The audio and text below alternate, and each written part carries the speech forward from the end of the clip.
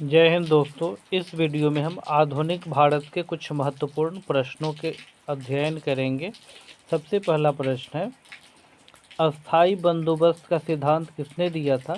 तो यह Lord Cornwallis के द्वारा अस्थाई बंदोबस्त का सिद्धांत दिया गया था। अस्थाई बंदोबस्त के तहत जमींदार को पूरे राजस्व का कितना प्रतिशत राज्य को देना तय हुआ?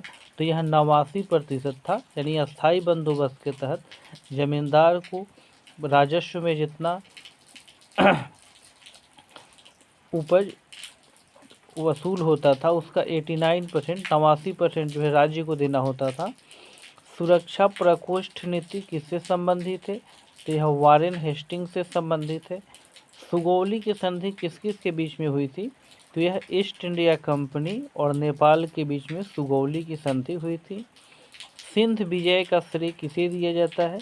तो सर चार्ल्स नेपियर को सिंध विजय का श्रेय दिया जाता है। सहायक संधि प्रणाली के जनक कौन थे? तो यह लॉर्ड वेलेस्ली सहायक संधि प्रणाली के जनक थे। सहायक संधि को सुनिश्चित एवं व्यापक स्वरूप किसने प्रदान किया था? तो लॉर्ड वेलेस्ली ने प्रदान किया था। सर्वप्रथम लोहा इस्पात उद्योग की स्थापना कहाँ हुई थी? तो यह बिहार में हुई थी। सर टॉमस मुंड्रो किस भू राजस्व बंदोबस्त से संबंधित है? तो टॉमस मुंड्रो का संबंध रैयतवाड़ी बंदोबस्त से है। संगोला की संधि कब हुई थी? तो यह 1750 में संगोला की संधि हुई थी। ओडियार किसके शासक थे? तो ओडियार मैसूर रियासत के शासक थे। वास्को डी गामा भारत में किस स्थान पर उतरा था? तो यह कालीकट में सबसे पहले उतरा था। वास्को डी गामा भारत कब आया था? तो यह 1498 ईस्वी में आया था। वास्को डी गामा ने कालीकट पर उतरने पर उसका स्वागत किसने किया था? तो कालीकट के राजा जमेरीन ने वास्को डी गामा का स्वागत किया था। वास्को डी गामा कहाँ का रहने वाला था? तो यह पुर्तगाल का रहने वाला था।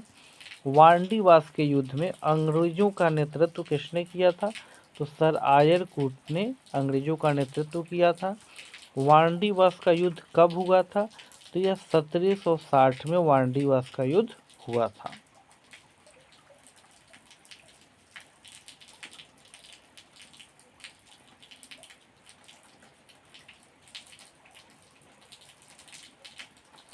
वह पुर्तगाली कौन था जिसने गोवा पर अधिकार किया था?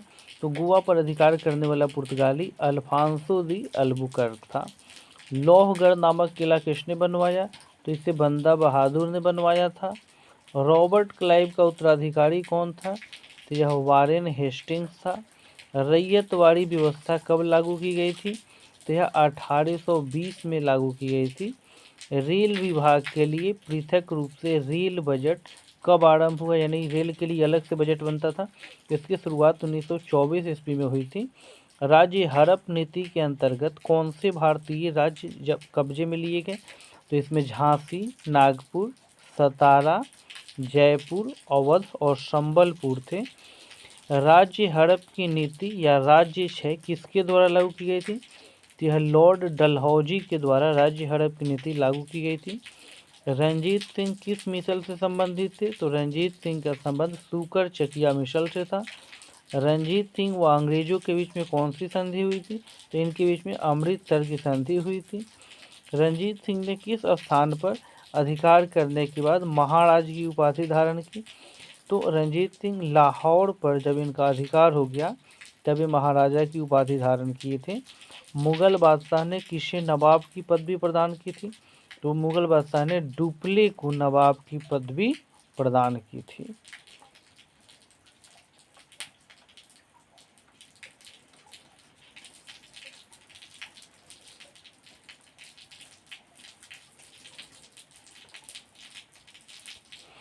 मुंशी शिवगांव की संधि किस युद्ध के पश्चात हुई? तो पाल खेड़ा युद्ध के बाद मुंशी शिवगांव की संधि हुई थी। महारानी विक्टोरिया का घोषणा पत्र किसने पढ़कर सुनाया था? तो लॉर्ड कैनिंग ने पढ़कर सुनाया था। महाराजा रंजीत सिंह के उत्तराधिकारी कौन थे? तो इनके उत्तराधिकारी खड़क सिंह थे। भारत से ब्रिटेन की ओर संपत्ति की अपहरण का सिद्धांत किसने दिया था? तो दादा भाई नेहरूजी ने इसे दिया था। भारत में सहायक संधि के जन्मदाता कौन है? तो डुप्ले हैं। भारत में विकेंद्रीकरण का शुभारंभ किसके समय में हुआ था? तो लॉर्ड मेयो के समय में हुआ था। भारत में रेलवे की स्थापना को आधुनिक उद्योग की अग्रदूत या जननी की संज्ञा किसने दी थी? तो इसे कार्ल मार्क्स ने दी थी। भारत में भारतीयों द्वारा 1881 ईस्वी में स्थापित तथा उसके प्रबंध में चलने वाला सीमित देयता का प्रथम बैंक कौन सा था? तो यह अवध कॉमर्शियल बैंक था। भारत में ब्रिटिश भू राजस्व प्रणाली का अधिक लाभ किसे प्राप्त हुआ? तो इसका सबसे ज़्यादा लाभ जमींदार लोगों का हुआ था।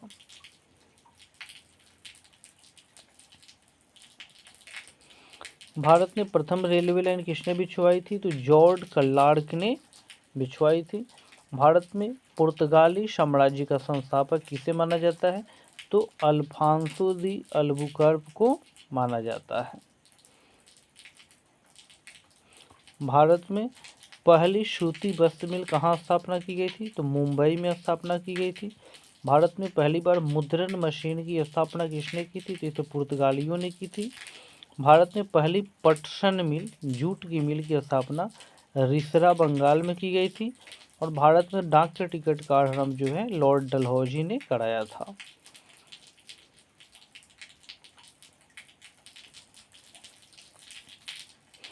भारत में टेलीग्राफ लाइन किसके द्वारा शुरू की गई थी? तो यह कलकत्ता व आगरा के बीच में लॉर्ड डलहौजी के द्वारा शुरू की गई थी। भारत में ईस्ट इंडिया कंपनी का पहला गवर्नर जनरल कौन था? तो यह वारेन हेस्टिंग्स थे। भारत में इस्पात का उत्पादन सर्वप्रथम कब शुरू हुआ? तो 1913 ईस्वी में भारत में इस्पात का उत्पादन शुरू हुआ था। भारत में आधुनिक शिक्षा प्रणाली की नींव कब पड़ी? तो यह 1835 में पड़ी थी। भारत में आधुनिक उद्योगों की स्थापना कब हुई? तो यह 1850 में हुई थी। आधुनिक शिक्षा प्रणाली 1835 और आधुनिक उद्योग 1850। भारत में अंग्रेजों को भूमि खरीदने व बसने की अनुमति कब मिली थी? 1833 ईस्वी में। भारत में अंग्रेजों के समय प्रथम जनगणना किसके काल में हुई थी? तो लॉर्ड मेयो के काल में हुई थी। भारत में अंग्रेजों की लूट किस महत्वपूर्ण घटना के बाद हुई? तो प्लासी के युद्ध के बाद हुई थी। प्लासी की युद्ध कब हुई थी? तो 1757 में 1757 में प्लासी की लड़ाई हुई थी। भारत में समुद्री मार्ग की खोज किसने की? तो वास्को डी गामा ने। और यही पहला पुर्तगाली था जो भारत आया था।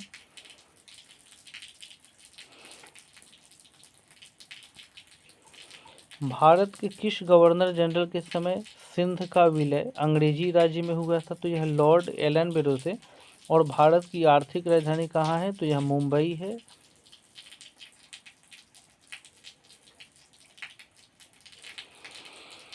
भारत के प्रथम वायसराय कौन थे? तो लॉर्ड कैनिंग थे। प्रथम गवर्नर जनरल अगर पूछेगा तो वह विलियम बेंटिक हो जाएंगे। भारत का कौन सा नगर द्वीप पर निर्मित है? तो यह मुंबई है। भारत और इंग्लैंड के आर्थिक हित प्रत्येक क्षेत्र से टकराते हैं, यह कथन जवाहरलाल नेहरू का है। भारत आने वाले प्रथम डच नागरिक थे कार्नेलिस द हस्टमान। ब्रिटिश भारतीय राज्य क्षेत्र के विस्तार का अंत किसके समय में हुआ? तो यह डफरिन लॉर्ड डफरिन के समय में हुआ था। भारत ब्रिटिश के साथ बेसिन की संधि किस पेशवा ने की थी? तो बाजीराव द्वितीय ने की थी। और बैरकपुर में सैन्य विद्रोह कब हुआ था? तो 1824 में हुआ था।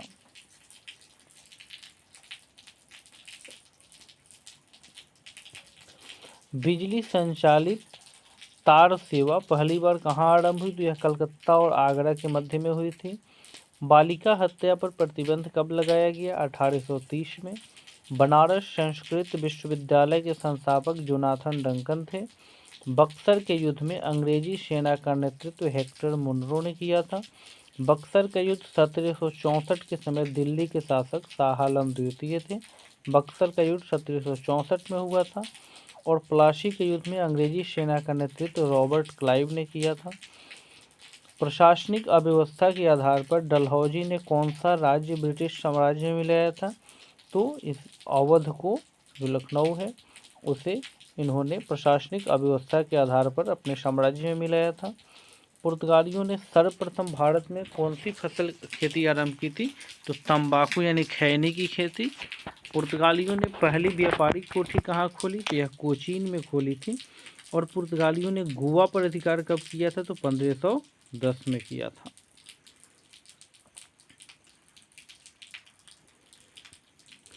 पुर्तगालियों का भारत का पहला governor general Alfonso de Almeida था, जबकि अगर वास्तविक गवर्नर पूछे तो वह अल्बुकर्क था। Poverty and un British rule in India के लेखक दादा भाई नौरोजी थे। पांडिचेरी की स्थापना फ्रांसिस मार्टिन ने की थी। पांडिचेरी की स्थापना 1674 ईस्वी में हुई थी। पांडिचेरी का गवर्नर जनरल बनने से पूर्व डुप्ले कहाँ का गवर्नर नियुक्त किया गया था? तो चंद्रनगर का। पहले समाचार पत्र बंगाल गजट, जो पहला समाचार पत्र है, इसका प्रकाशन 1780 में हुआ था। और पहली बार औपचारिक रूप से महालवारी प्रथा कब लागू की गई? तो 1822 ईस्वी में। पंजाब में सिख राज के संस्थापक कौन थे? तो रंजीत सिंह जो हैं पंजाब में सिख राज के संस्थापक थे। पंजाब के राजा रंजीत सिंह की राजधानी कहाँ थी? तो लाहौर में थी। नील कृषकों की दुर्दशा पर लिखी गई पुस्तक नील दर्पण के लेखक कौन थे? तो नील दर्पण के लेखक दीनबंधु मित्र थे।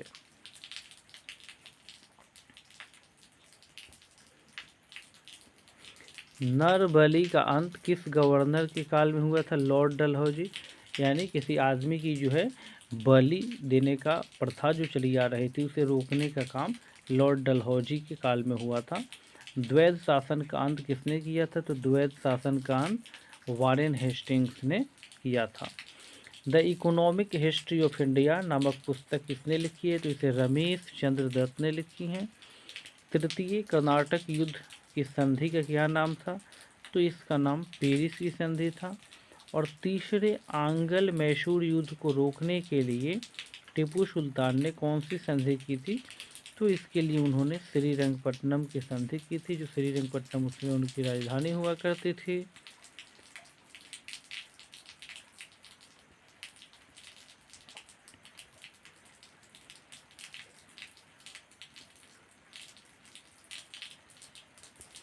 डेनमार्क की प्रथम व्यापारिक कंपनी का गठन कब हुआ था? तो डेनमार्क की प्रथम व्यापारिक कंपनी का गठन 1616 ईस्वी में हुआ था। डुप्ले भारत का फ्रेंच गवर्नर कब बना? डुप्ले फ्रेंच कहीं था तो फ्रेंच कहीं गवर्नर बनेगा, तो यह 1742 में बना था। डुप्ले के बाद पौंडीचेरी का गवर्नर जनरल कौन बना? तो यह गोडेहू बना था। डिंडीगुल क्या है? तो डिंडीगुल तमिलनाडु का एक शहर है। डचों ने गोवा पर आक्रमण कब किया? तो 1639 ईस्वी में इन्होंने डचों ने गोवा पर आक्रमण किया था। डचों ने अपनी पहली फैक्ट्री 1605 ईस्वी में कहाँ स्थापित की थी? तो मसूलीपट्टनम में की थी। और कब की थी? तो 1605 में की थी। ठगों का दमन किसने किया? तो कर्नल स्लीमेन ने ठगों का दमन किया था। ठगी प्रथा के उन्मूलन में कौन से गवर्नर जनरल की प्रमुख भूमिका थी? तो लॉर्ड विलियम बेंटिक की। टेनेंसी एक्ट या काश्तकारी अधिनियम 1822 में लागू हुआ था। टीपू सुल्तान की राजधानी श्रीरंगपट्टनम थी और वहीं पर टीपू सुल्तान की मृत्यु हुई थी।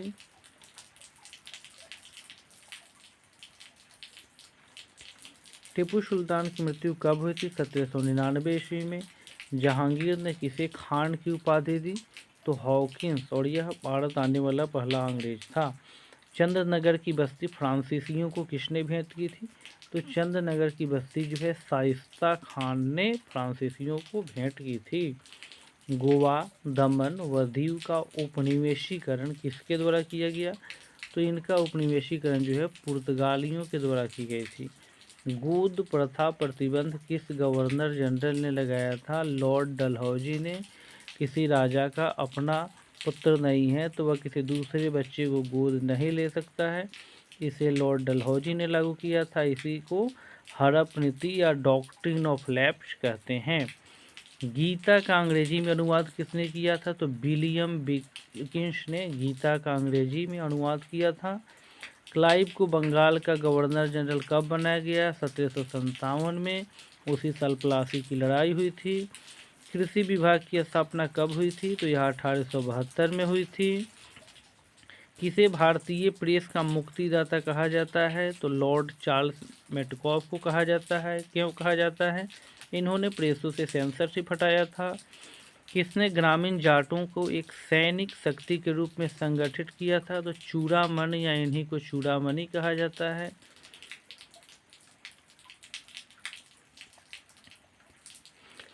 किसने अपनी राजधानी मुर्शिदाबाद से मुंगेर स्थापित की थी? तो मीर कासिम ने की थी। किसके समय में कलकत्ता उच्च न्यायालय की स्थापना हुई थी? वारेन हेस्टिंग्स के समय में। किसके शासनकाल में अंग्रेजों ने दिल्ली पर कब्जा किया? तो शाह आलम द्वितीय के शासनकाल में। किसके द्वारा बंगाल व बिहार में अस्थायी बंदोबस्त का शुभारंभ किया गया था? तो ये थे लॉर्ड कॉर्नवालिस। किसके काल में सिंचाई आयोग का गठन हुआ था? तो सिंचाई आयोग लॉर्ड कर्जन के समय में हुआ था। बोर्ड ऑफ रेवेन्यू की स्थापना हेस्टिंग्स के समय में हुई थी। 1866 ईस्वी का भीषण अकाल जो है उड़ीसा के क्षेत्र में पड़ा था। किस शासक ने ईस्ट इंडिया कंपनी को दीवानी प्रदान की, यानी उस क्षेत्र से जमीन का टैक्स लेने का अधिकार? तो यह शाह आलम द्वितीय थे। किस वर्ष फ्रांस की सरकार ने भारत में स्थित फ्रांसीसी बस्तियों का अधिकार भारत सरकार को सौंपा? तो यह 1954 ईस्वी में। किस यूरोपीय देश ने भारत में सबसे पहले अपना व्यापार फैलाया? तो पुर्तगाल ने।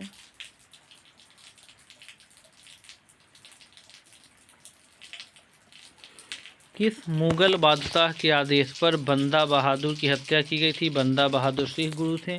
तो फारूक सियर के आदेश पर बंदा बहादुर की हत्या की गई थी।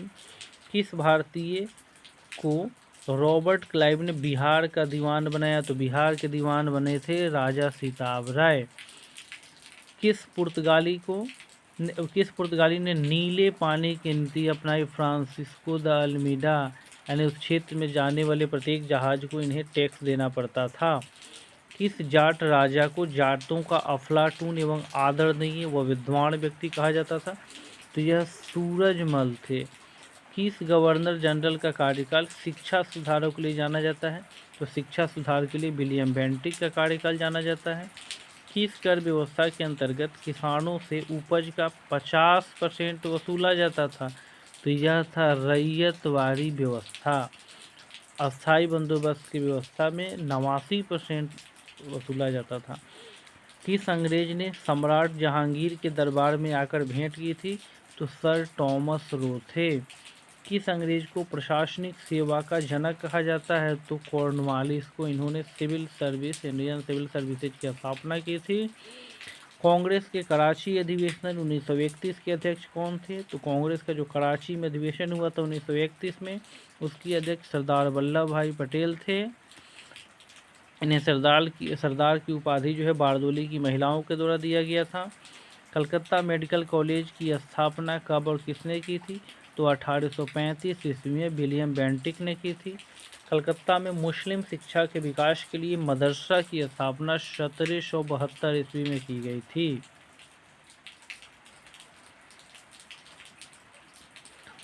कलकत्ता में स्थित फोर्ट विलियम कॉलेज की स्थापना किसने की थी? तो लॉर्ड वेलेजली ने की थी फोर्ट विलियम की स्थापना। उसमें भारत का बादशाह कौन था जब ईस्ट इंडिया कंपनी की स्थापना हुई? तो उस समय अकबर थे भारत के राजा। और कब हुई थी स्थापना? तो 1600 ईस्वी में। ईस्ट इंडिया कंपनी की मान्यता कब मिली? 1600 ईस्वी में। इलाहाबाद की संधि कब हुई थी? 1765 ईस्वी में। क्यों हुई थी? चूँकि 1764 ईस्वी में बक्सर की लड़ाई में अंग्रेज़ों की विजय हुई थी। इसके उपलक्ष्य में जो है इन्हें इलाहाबाद की संधि करनी पड़ी। इनाम कमीशन की स्थापना किसने की थी? तो यह लॉर्ड डलहौजी ने की थी। इंटरलोपर्स कौन थे? तो यह अनाधिकृत व्यापारियों के रूप में समुद्री लुटेरे होते थे, जो कि वहां जाने वाले जहाज़ों को लूट लिया करते थे। आगरा व सीकरी पहुंचने वाला अंग्रेज विद्वान कौन था? तो रॉल्फ फिंच था। अवध के स्वायत्त राज्य की स्थापना सादत खां बुरहान उल मुल्क के द्वारा की गई थी। अमृतसर की संधि किस नदी के दोनों ओर के राज्य क्षेत्र के बीच सीमा निर्धारित करती है? तो यह जो है सतलज नदी के। अंग्रेजों ने पांडिचेरी को फ्रांसीसियों से कब छीना था? तो 1761 ईस्वी में। अंग्रेजों ने अपनी प्रथम फैक्ट्री कहाँ लगाई थी? तो सूरत में लगाई थी।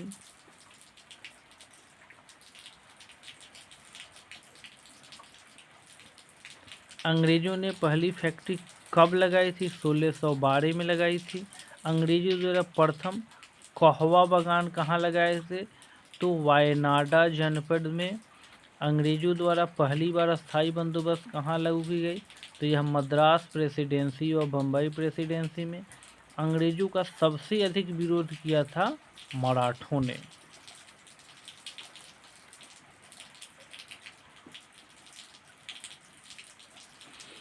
अंग्रेजी शासन में कौन सा क्षेत्र अफीम उत्पादन के लिए प्रसिद्ध था? तो बिहार। 1938 ईस्वी में भारतीय राष्ट्रीय कांग्रेस के अनुरोध पर राष्ट्रीय योजना समिति बनाई गई। उसके अध्यक्ष यानी राष्ट्रीय योजना समिति के सदस्य कौन थे? तो जवाहरलाल नेहरू थे। और यह भारतीय राष्ट्रीय कांग्रेस के अनुरोध पर राष्ट्रीय योजना समिति कब बनाई गई थी? तो 1938 ईस्वी में। 18वीं सदी में बंगाल में वस्त्र उद्योग के पतन के क्या कारण थे? तो ब्रिटेन को निर्यात करने वाले माल पर उच्च टक्कर थे, यानी बहुत ज़्यादा टैक्स लगता था। 1757 ईस्वी में क्लाइव को किसने पराजित किया? क्लाइव ने किसे पराजित किया? तो सिराजुद्दौला, जो कि 1757 ईस्वी में प्लासी की लड़ाई हुई थी, उसमें सिराजुद्दौला को रॉबर्ट क्लाइव ने पराजित किया था, जिसमें रॉबर्ट क्लाइव के सेनापति और भी यहाँ के बहुत सारे लोगों ने इनके साथ गद्दारी की थी, धोखा दिया था। यूरोपियनों में से कौन स्वतंत्रता पूर्व भारत में व्यापारी के रूप में आए और व्यापारी के रूप में सबसे अंत में आए? तो सबसे अंत में आने वाले फ्रांसीसी थे, सबसे पहले आने वाले पुर्तगाली थे। भारत का बादशाह उस समय कौन था जब ब्रिटेन की ईस्ट इंडिया कंपनी की स्थापना हुई थी? तो अकबर थे।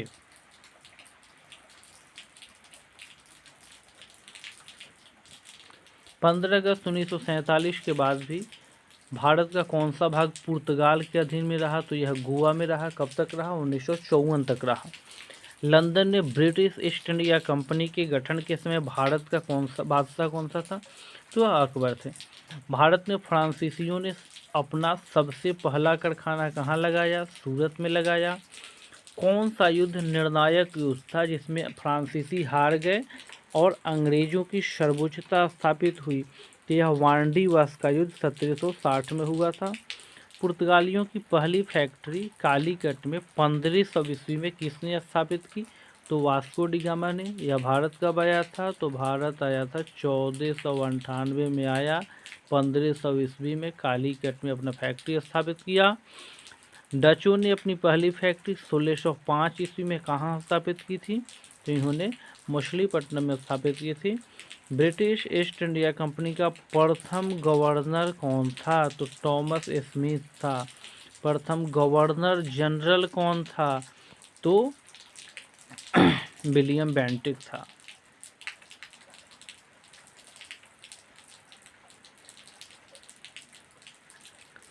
किसे जहांगीर ने खान की उपाधि से सम्मानित किया था? तो हॉकिंस को।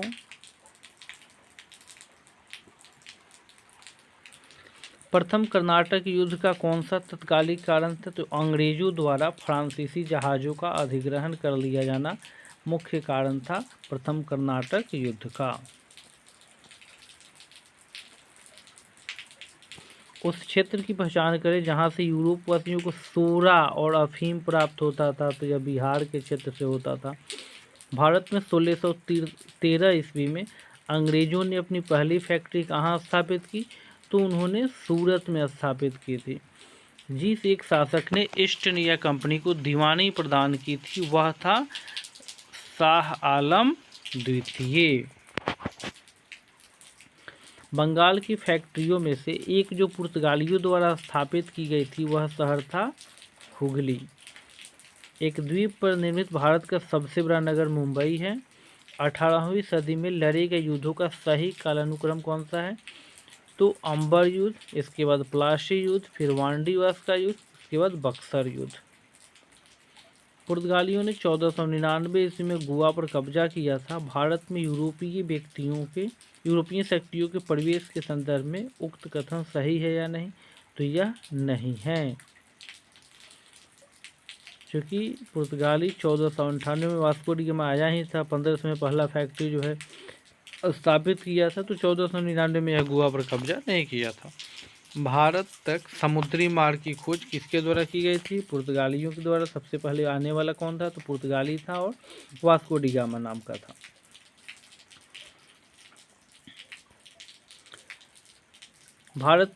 ब्रिटिशों ने भारत में सूरत में अपनी पहली फैक्ट्री स्थापित करने की अनुमति उस समय के जो शासक थे जहांगीर उनसे ली थी। भारत के समुद्री मार्ग की खोज वास्को डी गामा।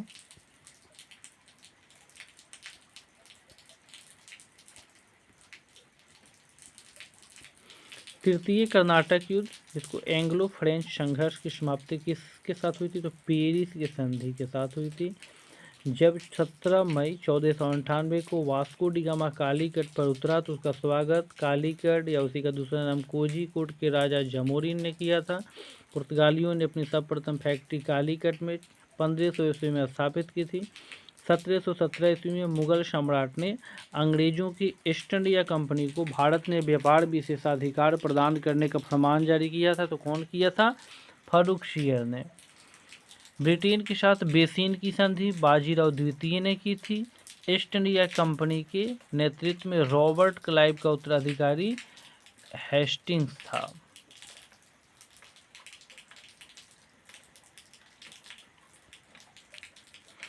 किसे भारत में पुर्तगाली साम्राज्य का वास्तविक संस्थापक कहा जाता है? तो अल्बुकर्क को केवल संस्थापक कहा जाएगा, यानी भारत में पुर्तगाली समाज का संस्थापक तो अल्मीडा, वास्तविक संस्थापक जब बोला जाएगा तो अल्बुकर्क। पुर्तगाली उपनिवेश का प्रथम गवर्नर भारत में कौन हुआ? तो फ्रांसिस्को द अल्मीडा। अभी यही अगर वास्तविक संस्थापक बोल दे तो यह हो जाएगा अल्बुकर्क। किस अंग्रेज ने पुर्तगालियों को सौली या शवाली के स्थान पर हराया था? तो थॉमस बेस्ट था। वह पुर्तगाली कौन था जिसने गोवा पर अधिकार किया था? तो यह अल्बुकर्क था। ईस्ट इंडिया कंपनी का पहला गवर्नर जनरल वारेन हेस्टिंग्स था। किस यूरोपीय ने भारत में सबसे पहले अपना व्यापार फैलाया और प्रभावित किया? तो पुर्तगाली 1498 में ही आ गए थे। वर्ष 1498 में वास्को डी गामा भारत में कहाँ उतरा था? तो कालीकट में उतरा था। वास्को डी गामा कहाँ का था? तो पुर्तगाल का था। कब आया था वास्को डी गामा? तो 1498 में आया था।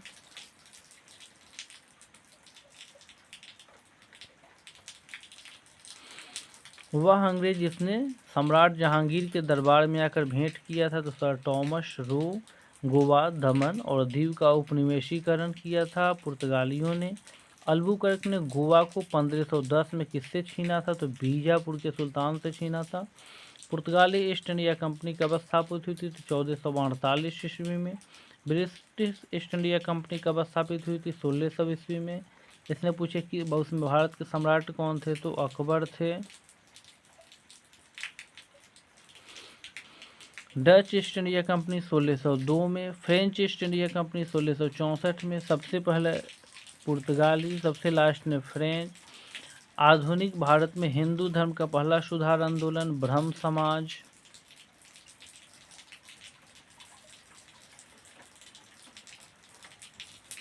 ब्रह्म समाज का उद्देश्य क्या था? एकेश्वरवाद का प्रचार करना, यानी ईश्वर एक है। मुख्यतः किसके प्रयास से सती प्रथा का उन्मूलन हुआ? राजा राम मोहन राय। अलीगढ़ में स्थित मोहम्मदन एंग्लो ओरिएंटल कॉलेज की स्थापना किसने स्थापित किया था? सैयद अहमद खान ने।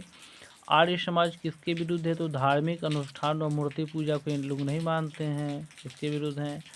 युवा बंगाल आंदोलन के नेता कौन थे? Henry Vivian Derozio. Theosophical society ने भारत में कब अपना मुख्य कार्यालय स्थापित किया था? तो यह 1882 ईस्वी में अडियार में स्थापित हुआ था।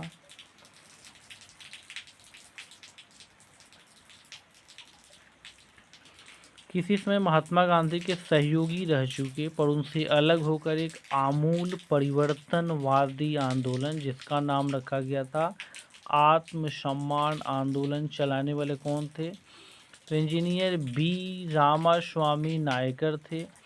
1829 ईस्वी में सती प्रथा का उन्मूलन किनके द्वारा किया गया? लॉर्ड विलियम बेंटिक के द्वारा। स्वामी विवेकानंद का मूल नाम नरेंद्रनाथ दत्त था। 19वीं सदी में ज्योतिबा फूले के सत्य शोधक समाज ने क्या प्रयास किया था? तो दंभी ब्राह्मणों तथा उनके अवसरवादी धर्म ग्रंथों से नीची जातियों की रक्षा। 1873 ईस्वी में सत्यशोधक समाज की स्थापना ज्योतिबा फूले के द्वारा की गई थी। किस धर्म सुधारक की मृत्यु भारत के बाहर हुई थी? तो राजा राममोहन राय की मृत्यु भारत से बाहर हुई थी। सत्यार्थ प्रकाश के लेखक दयानंद सरस्वती हैं। रामकृष्ण मिशन के संस्थापक विवेकानंद हैं।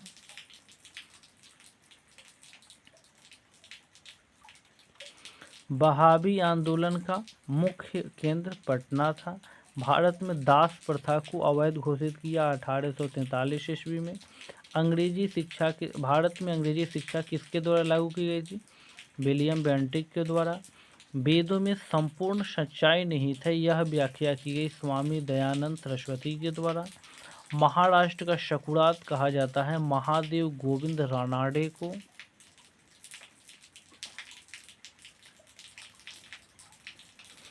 स्वामी विवेकानंद किस स्थान पर हुए धार्मिक सम्मेलन से प्रसिद्ध हुए थे? तो शिकागो में जो है धर्म सम्मेलन हुआ था, उसी में गए थे। कब गए थे? 1893 में गए थे। राजा राममोहन राय ने अपने असाधारण काम की खातिर भारतीय इतिहास में अपनी पहचान बनाई। उनका मुख्य काम इस दिशा में था। तो राजा राममोहन राय एक समाज सुधारक थे, उनका समाज सुधारने का काम था। अलीगढ़ मुस्लिम विश्वविद्यालय की स्थापना सैयद अहमद खान के द्वारा की गई थी। आधुनिक भारत का जनक कहे जाते हैं राजा राममोहन राय। भारतीय राष्ट्रवाद का जनक कहे जाते हैं राजा राममोहन राय। कन्याकुमारी का रॉक मेमोरियल किसको समर्पित है? स्वामी विवेकानंद को। और स्वामी दयानंद सरस्वती का मूल नाम क्या था? मूल शंकर। स्वामी विवेकानंद का मूल नाम क्या था? नरेंद्रनाथ दत्त।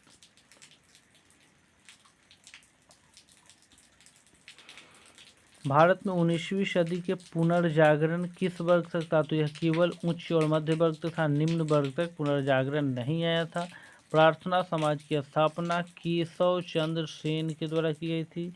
राजा राममोहन राय के इंग्लैंड जाने के बाद ब्रह्म समाज की बागडोर संभाली रामचंद्र विद्या वागीश ने। राजा राममोहन राय और डेविड हेयर किसकी स्थापना से जुड़े हैं? तो ये हिंदू कॉलेज की स्थापना से जुड़े हैं। देवबंद आंदोलन से जुड़े उस विद्वान का नाम बताइए जिन्होंने स्वतंत्रता आंदोलन में महत्वपूर्ण भूमिका निभाई। तो ये थे अबुल कलाम आज़ाद। शारदा मणि कौन थी? तो शारदा मणि जो थी रामकृष्ण परमहंस की पत्नी थी। राजा राममोहन राय के द्वारा ब्रह्म समाज की स्थापना 1828 ईस्वी में की गई थी। कूका आंदोलन जो है गुरु राम सिंह से संबंधित है। और दयानंद सरस्वती द्वारा संस्थापित है आर्य समाज।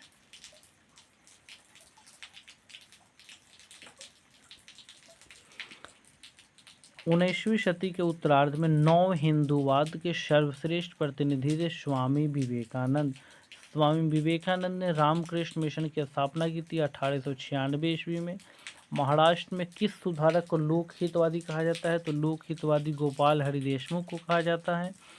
शिकागो विश्व धर्म पार्लियामेंट जिसमें विवेकानंद ने भाग लिया था का आयोजन सितंबर 1893 ईस्वी में हुआ था। रामकृष्ण परमहंस का मूल नाम गदाधर चट्टोपाध्याय था। रामकृष्ण परमहंस का जन्म स्थान कमारपुकुर गांव हुगली जिला में पड़ता है, पश्चिम बंगाल। रामकृष्ण मिशन का मुख्यालय वेलूर में है। ब्रह्म समाज के सिद्धांत पर है तो एकेश्वरवाद पर।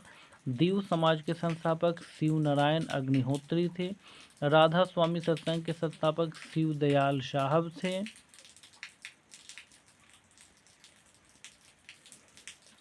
फारसी साप्ताहिक मीरात उल अखबार को प्रकाशित करते थे राजा राममोहन राय। बाल विवाह प्रथा को नियंत्रित करने के लिए 1872 के सिविल मैरिज एक्ट ने लड़कियों के विवाह की न्यूनतम आयु निर्धारित की थी 14 साल।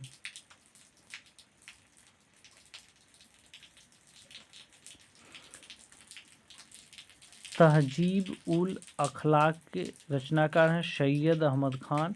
किसने कहा था अच्छा शासन स्वशासन का स्थापनापन नहीं है? तो यह स्वामी विवेकानंद ने कहा था, स्वामी दयानंद सरस्वती ने कहा था। वेदों की ओर लौटो कन्हैया दयानंद सरस्वती। प्रार्थना समाज के संस्थापक आत्माराम पांडुरंग। बालिका हत्या पर प्रतिबंध 1830 ईस्वी में। बैरकपुर में सैन्य विद्रोह 1824 में। किस वर्ग को सर्वप्रथम पश्चिमी सभ्यता ने प्रकाशित किया? तो शिक्षित हिंदू मध्यम वर्ग को। MC सीतलवाड़, BN राव, अलादि कृष्ण स्वामी अय्यर प्रख्यात सदस्य थे मद्रास लेबर यूनियन के। अहमदिया या कादियानी आंदोलन जो 1889 से 90 के बीच में हुआ था, किसने आरंभ किया था? तो मिर्जा गुलाम अहमद ने।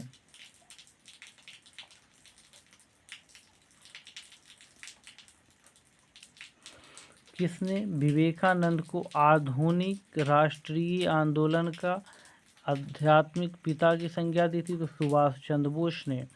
भारतीय पुनर्जागरण आंदोलन के पिता कौन थे? तो राजा राम मोहन राय। और किस संगठन ने शुद्धि आंदोलन का समर्थन किया था? तो आर्य समाज ने किया